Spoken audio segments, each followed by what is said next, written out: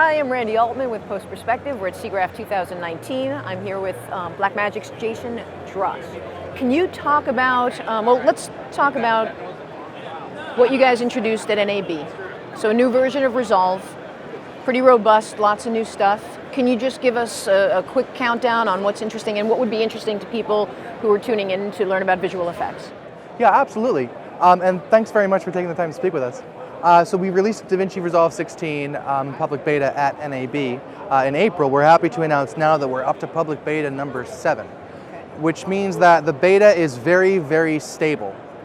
So as an individual, you can feel very comfortable using the software, learning the tools, seeing what's new, and getting deep into Resolve 16. Now, in terms of the folks that are coming here at Siggraph, which we're really excited to be here for, Fusion 16 and also Fusion inside of Resolve had a lot of monumental updates. So in version 15, when we first integrated Fusion inside of Resolve, it wasn't exactly complete yet. It was like a skyscraper with some scaffolding around the side of it. We're slowly working on it.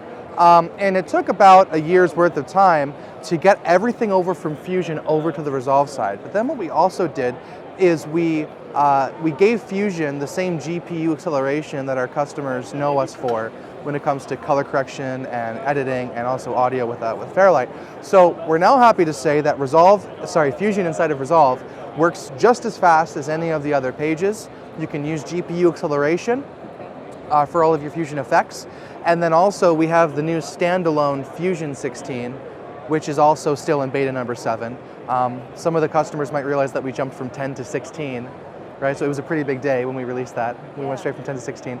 But essentially now, Standalone Fusion, which we still fully support for large VFX teams, is essentially the Fusion page in Resolve taken out with a couple little extra high-end features that the veteran folks would notice if it's missing, but most people wouldn't even. So if you're a compositor, that's your day job, you're going to want the standalone, or can you still use what's in Resolve?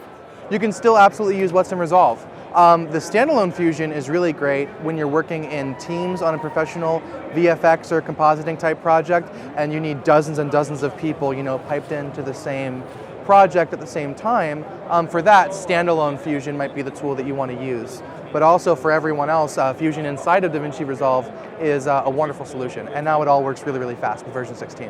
Okay, and what's the ease of use for someone that's starting with Fusion that might not have used it before? Actually, the learning curve is not that steep at all. And the best part about it is that we have so much training on the Blackmagic Design website.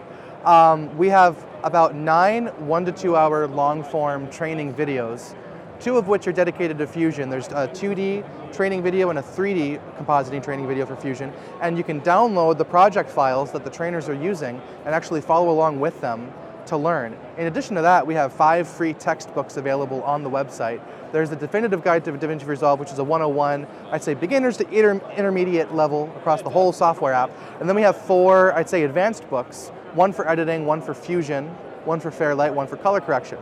So if you're a VFX professional, or if you're an editor, if you're a colorist, if you're anything in post-production and you want to learn about anything in Resolve, including Fusion, which is why we're here for Siggraph, you can get all the training you want for free from our website. It's a big deal.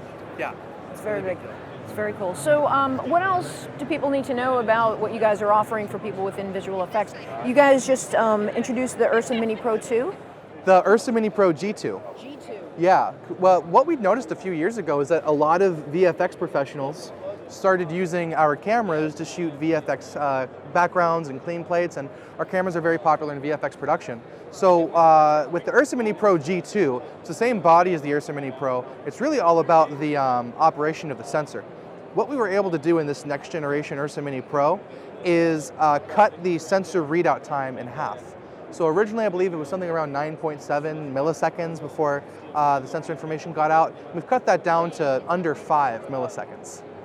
So what that means is better color fidelity, better highlight roll-off, better shadow detail, better performance in higher ISOs, higher frame rates. The camera now can capture up to 120 frames per second, utilizing the full sensor at 4.6K, and now we can go up to 300 frames per second in a windowed HD mode. And the Ursa Mini Pro G2 also combines with our new 4.0 color science, which is the best color science we've ever had in one of our cameras. Of course, you can use Blackmagic Raw, our new codec, with the Ursa Mini Pro G2. So for VFX professionals that are shooting for post, the Ursa Mini Pro G2 is something that we're really excited about, and we have it here at the show. Is it available now for purchase? It is available now, and it's the same exact price as the Ursa Mini Pro G1, so it goes for $59.95. Fantastic. Anything else before I let you go? That's about it that we're here for Siggraph, but we're really excited to see everybody and say hi and meet some new people and spend some time at the show. Fantastic. Jason, thank you so much for stopping by. Thanks so much, Randy.